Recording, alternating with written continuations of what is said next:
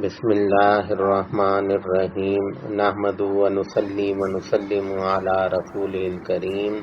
وعلی آلہ وصحبہ وازواجہ وآل بیتہ اجمعین اللہم صلی علی محمد کما هو آلہ ومستحقہ عدد کل حرف کتب ویکتب الی ابد الآبدین ودہر الداہرین یا ارحم الراحمین یا رب العالمین اما بعد۔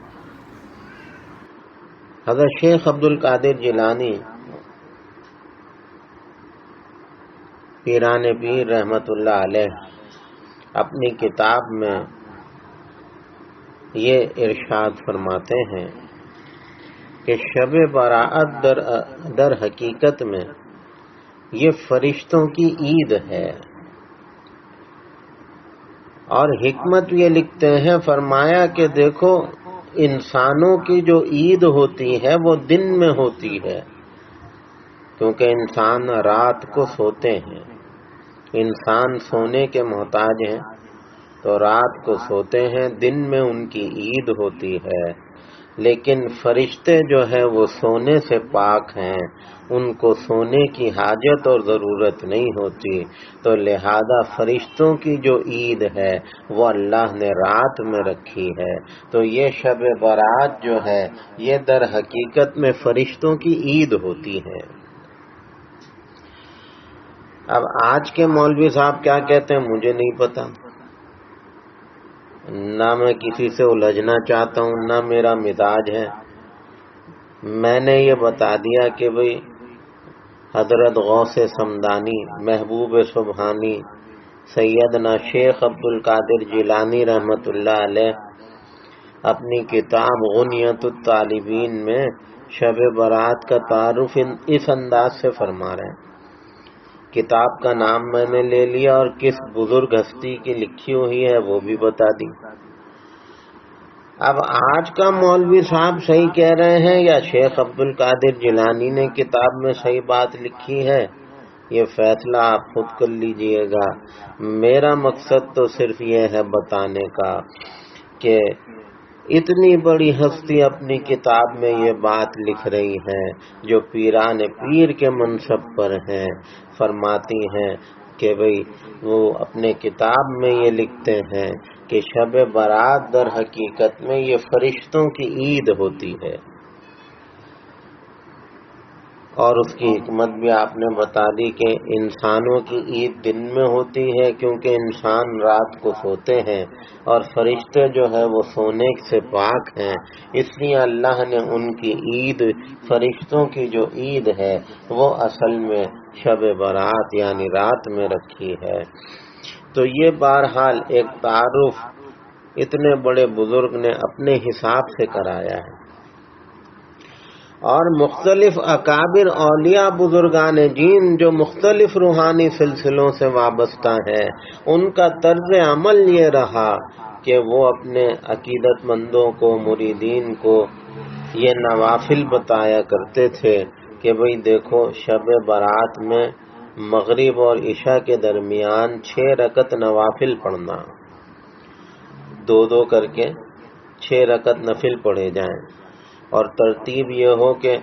مغرب کی نماز سے جب آپ فارغ ہو گئے تو اب 2 رکعت نفل آپ شب برات کی نیت سے پڑھیں، اور 2 رکعت پڑھنے کے بعد 1 دفعہ سورہ یاسین پڑھ لیں،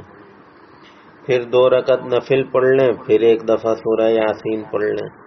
پھر 2 رکعت نفل پڑھ لیں، پھر 1 دفعہ سورہ یاسین۔ تو اس طرح 6 نوافل ہو گئے، اور یہ 3 سورہ یاسین اس طرح ہو جائیں گی۔ فرماتے تھے دیکھو بھئی یہ عمل جو تم سے کرا رہے ہیں مغرب عشاء کے درمیان، یہ اس لیے کرا رہے ہیں کہ اس عمل کی برکت سے اللہ تعالیٰ آپ کو پورا سال، اب آئندہ جو شب برات آئے گی، اللہ پاک آپ کی اہل و عیال کی حفاظت فرمائیں گے، مصائب سے، حادثات سے، پریشانیوں سے۔ اللہ تعالیٰ ان نوافل کی برکت سے آپ کی زندگی میں، عمر میں، مال میں خیر و برکت ہوگی، اور اللہ تعالیٰ روزی روٹی کے جو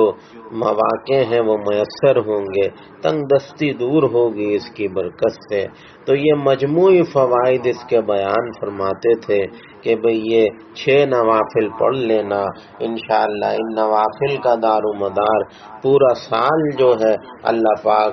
روزی روٹی کی خوشحالی اور صاحب جسمانی صحت اور دیگر جتنے بھی مسائلوں کا سامنا ہوتا ہے، اللہ تعالیٰ اس عمل کی برکت سے پورا سال آپ کے لیے آسانی لکھ دیں گے۔ تو مغرب اور عشاء کے درمیان اس ترتیب سے محنت کر لیں۔ پھر رات میں عشاء کی نماز کے بعد جب اللہ توفیق دے تو 12 رکعت نوافل شب برات کی نیت سے پڑھے جائیں، 2 رکعت کر کے پڑھیں۔ ہر رکعت میں سورہ فاتحہ کے بعد 10 دفعہ سورہ اخلاص، قل هو اللہ احد، ہر رکعت میں بس یہی پڑھ لیں،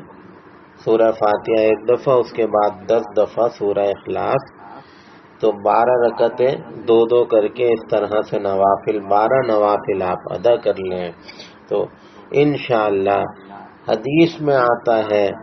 کتاب نزہۃ المجالس کتاب ہے، یہ حدیث موجود ہے، جا کر دیکھ لیں علماء حضرات جنہیں تحقیق کرنی ہے، یہ روایت موجود ہے کہ جو شب برات میں یہ 12 رکعت نوافل اس ترتیب سے پڑھ لے گا، اللہ اس کے گناہوں کو مٹا دیں گے اور اللہ اس کی عمر اور زندگی میں برکت لکھ دیں گے۔ تو اس اعتبار سے ان نوافل کا اہتمام کر لیا جائے۔ اور اس کے علاوہ کوشش یہ کر لیں کہ بھئی پوری رات میں 500 دفعہ درود شریف ہو جائے۔ ویسے تو سب سے افضل درود شریف درود ابراہیمی ہے، لیکن اگر وہ نہ ہو تو کوئی بھی چھوٹا درود شریف جو مستند ہو، ہمارے بزرگوں نے جس کو جو ہے وہ یہ تصدیق کی ہو یا بزرگوں کی کتابوں میں وہ موجود ہو، تو ایسے مستند درود شریف کوئی چھوٹا سا درود شریف بھی ہو تو وہ بہرحال وہ بھی اگر 500 دفعہ پڑھ لیا جائے تو وہ بھی خیر و برکت کا باعث ہوتا ہے۔ تو 500 دفعہ درود شریف کا اہتمام ہو جائے، اور یہ 12 رکعت نوافل جو میں نے بتائے ہیں ان کا اہتمام رات میں ہو جائے، اور اسی طرح اس کے بعد کوشش کریں 313 دفعہ استغفر اللہ واتوب الیہ پڑھ لیں، اور اس کے بعد پھر ایک اچھا خاصا وقت، گھنٹہ آدھا گھنٹہ صرف دعا مانگنے کے لیے نکالیں۔ یہ سارے نوافل بھی ہو گئے، درود شریف بھی ہو گیا 500 دفعہ، 313 دفعہ استغفر اللہ واتوب الیہ بھی ہو گیا۔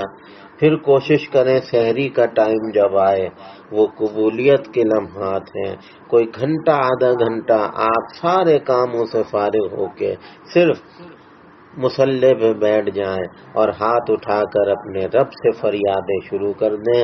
اور اگر زیادہ ہی لذت ہو تو سجدے میں چلے جائیں اور سجدے میں جا کر اپنے رب کو پکاریں، اللہ سے جو ہے وہ مانگ لیجئے۔ تو یہ پتہ نہیں بھئی کس کی موت کے فیصلے ہونے ہیں، کس کی زندگی کے فیصلے ہونے ہیں، کس کی روزی روٹی کتنی لکھی جا رہی ہے، کس کی زندگی میں کیا غم شامل ہو رہے ہیں آج کی رات، ہمیں نہیں پتا۔ لیکن اللہ یہ ادا جب دیکھیں گے اپنے بندے کی تو اللہ تو رحیم ہے، غفور ہے، کریم ہے، اللہ پاک نرمی کے فیصلے لکھیں گے، اللہ پاک آسانی کے فیصلے لکھیں گے۔ اور یوں بھی حدیث میں آ گیا کہ رحمت کے 300 دروازے فجر تک کھلے ہیں۔ تو انشاءاللہ جب اللہ ہمارا یہ عمل دیکھیں گے کہ یہ کبھی نوافل پڑھ رہا ہے، کبھی یہ درود شریف پڑھ رہا ہے، کبھی استغفار پڑھ رہا ہے، کبھی رو رو کے دعا مانگ رہا ہے، اللہ پاک فرشتوں سے فرمائیں گے اس کے نام اعمال میں خیر ہی خیر لکھ دو اور آسانیاں لکھ دو۔ تو اللہ بڑے کریم ہیں، اس امت پر بڑے مہربان مہربان ہیں۔ تو یہ کام اگر ہو گئے تو سمجھ لیجئے انشاءاللہ ہماری یہ رات قیمتی ہو جائے گی، اور اللہ تو قبول کرنے والے ہیں۔ تھوڑا بھی کریں گے اخلاص کے ساتھ تو اللہ کی بارگاہ میں قبول ہوگا۔ تو امت پوری نبی کی پوری امت کو دعاؤں میں یاد رکھیں، مرنے والوں کو یاد رکھیں، اپنے گھر والوں کے لیے دعائیں کریں۔ اس عاجز اور اس فقیر کا نام لے کر میرے لیے خصوصی دعا کر دی جائے، بس یہ اس رات کا حاصل ہے۔ اللہ پاک ہم سب کو اس رات کے فیوض و برکات سے مالا مال فرما دے۔